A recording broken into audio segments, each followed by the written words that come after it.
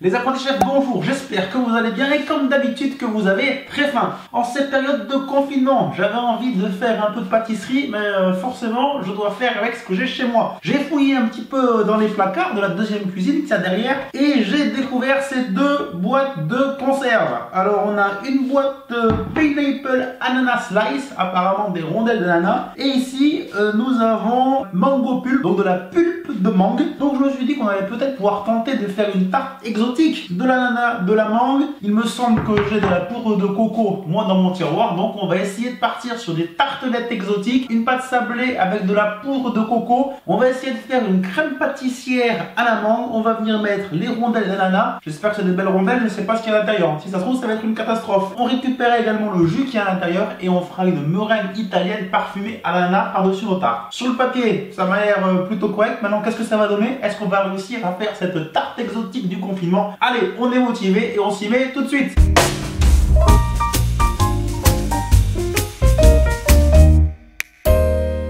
Dans le saladier, j'ai mis la farine, le sucre glace et la poudre de coco. J'ajoute 100 g de beurre que j'ai coupé en morceaux.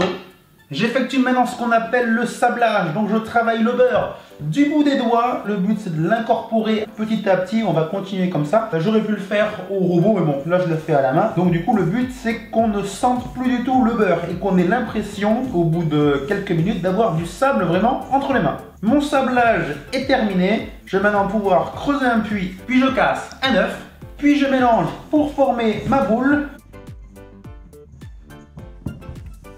Ma pâte sablée à la noix de coco est terminée. Ce qui est bien, c'est de la faire avant, quand on commence une tarte. Mais là, j'avais pas prévu. Hein. Donc, ce qu'on fait, c'est que je la mets au frais. Le top, c'est 2 heures au frais. Mais pour aller plus vite, je vais la mettre un petit peu au congélateur. On pourrait la travailler dès maintenant. Hein, mais le but, c'est de la raffermir pour qu'elle soit plus facile à travailler et à mettre dans les moules. Je la mets un peu au congélateur et on continue juste après. Pendant que la pâte est au frais, on va pas perdre de temps. On va passer à cette crème pâtissière à la mangue. Je vais complètement l'improviser. J'en ai jamais fait. Mais bon, c'est le confinement. Voilà, faut bien s'amuser un peu. Hein. Donc, pour cette crème pâtissière, on va avoir besoin de la pulpe de mangue. On va ouvrir cette conserve pour voir ce qu'on a à l'intérieur. Se déguste simplement nature ou en jus de fruits avec de la glace pilée. Pourquoi pas? Idéal pour créer vos sorbets, crème glacée, mousse de fruits, cocktail. Et pourquoi pas idéal pour créer vos crèmes pâtissières. Hein. Franchement, il n'y a pas de raison. Mai 2020. Je sais pas depuis combien de temps on a ça, mais ça me paraît bon.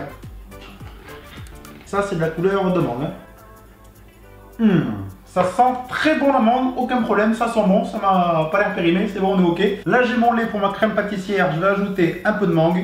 Je vais mélanger un petit coup, ça fait une jolie couleur, ça sent bien la mangue, ça me paraît pas mal. Je vais faire chauffer le lait et la mangue, à feu doux, hein, pas ébullition, mais que ça soit chaud. Pendant ce temps, j'ajoute le sucre aux jambes d'œufs, je mélange bien. J'ajoute 40 g d'un mélange moitié-moitié farine et maïzena, je mélange.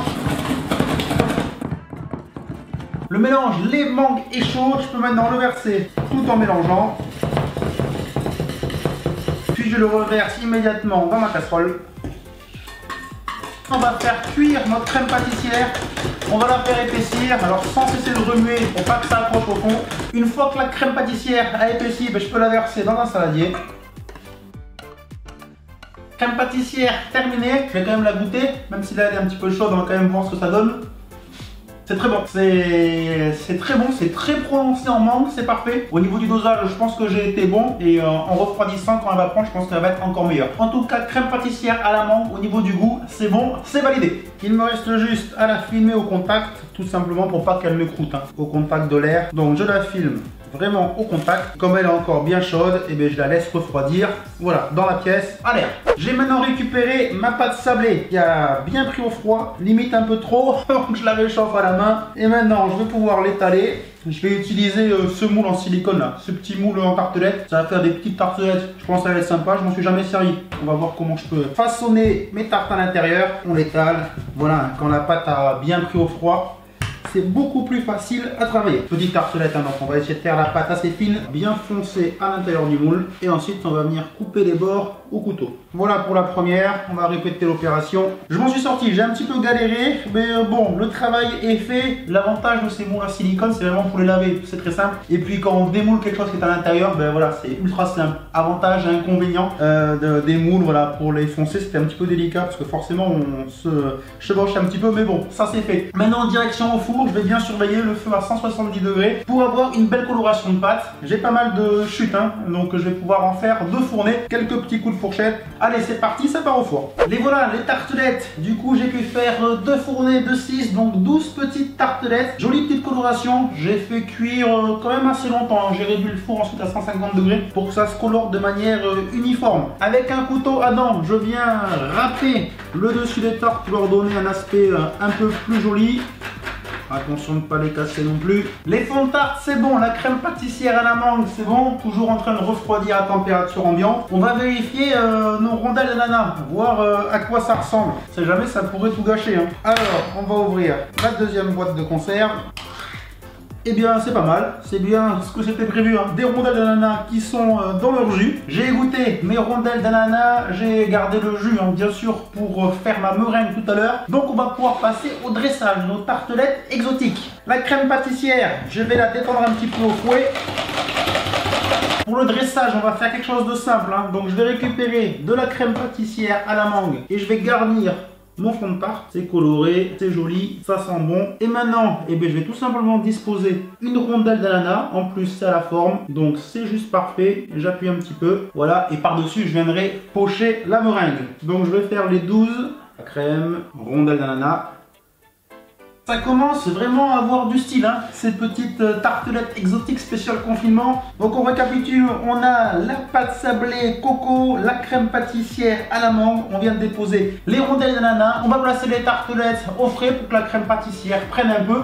Et dans 1 heure, 1 heure et demie, on terminera en faisant la meringue italienne à l'ananas. Dernière étape, on passe à la meringue italienne qu'on va donc aromatiser à l'ananas. Dans la petite casserole, je suis en train de faire chauffer un mélange de sucre, d'eau et de jus d'ananas. Donc 48 g de liquide, 24-24 eau et jus d'ananas et 150 g de sucre. Donc je vais porter le mélange à 120-122 degrés et quand le mélange sera à cette température, je l'ajouterai à mes 2 blancs d'œufs qui seront déjà montés. En gros, là j'ai mis le thermomètre, quand je vais être à 110-112 degrés, je commence à monter les blancs. Les blancs vont être montés et quand j'arrive à 120-122 degrés, je verse mon mélange petit à petit, un peu comme si je faisais une mayonnaise, sur les blancs en continuant de battre. C'est un petit peu technique, mais voilà. Après la meringue italienne, c'est vraiment très joli. Des fois, il faut un petit peu refaire, mais quand on a le coup de main, après ça va tout seul. Donc allez, c'est parti. 34, 35 degrés, 36, 37, 96, 97, 99. Voilà, ça monte, 107.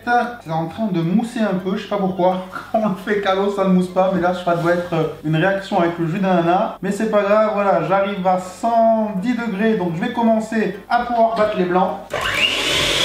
Les blancs sont montés, j'arrive à 115 degrés, donc j'attends bien qu'on arrive à 120-122, puis je les ajoute sur les blancs.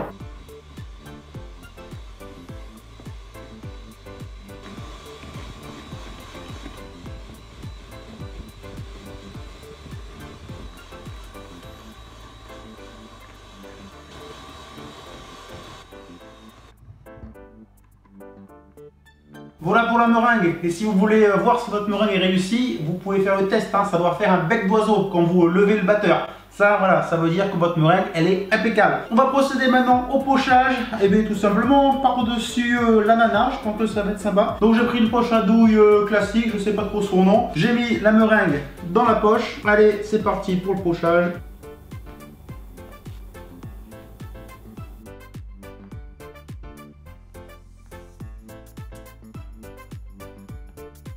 Pour finir, qu'est-ce qui nous manque? Le petit coup de chalumeau. Allez, on y va pour apporter du relief. Puis ça permet de bien faire tenir la meringue également. Là, ça va très vite, hein. Ça aussi, petit coup à prendre. La première fois, j'ai complètement fait cramer ma meringue à chaque fois. Notre recette est terminée. Comme quoi, en trouvant 2 boîtes de conserve dans un placard, on peut réussir à faire quelque chose de pas mal, hein. Je vais pas goûter maintenant, la dégustation, ça sera en famille tout à l'heure ou plutôt demain, je pense, vu l'heure maintenant. Mais à l'odeur, je sais que c'est vraiment très bon. La crème est bonne, l'ananas est bon, la pâte, je sais qu'elle est bonne. La meringue, elle est bonne avec ses petits goûts d'ananas. Voilà, je sais à l'avance que ça sera vraiment délicieux. Si vous voulez des photos de la dégustation, n'hésitez pas à toutes les photos. À chaque fois, je les mets sur mon Instagram, PaulDab, POLDAB. Donc n'hésitez pas à me suivre également sur Instagram. J'espère que cette vidéo vous a plu. L'air de rien, ça a quand même pris presque toute la journée. Mais le résultat, il est vraiment... voilà, je pensais pas réussir à faire quelque chose d'aussi joli. Donc je suis assez fier de moi. N'oubliez pas de vous abonner à la chaîne YouTube si ce n'est pas déjà fait. Le petit pouce bleu, je compte sur vous pour faire connaître les vidéos. Et puis nous, on se donne rendez-vous comme d'habitude très vite avec une nouvelle vidéo. Ciao tout le monde, restez chez vous. Bye bye.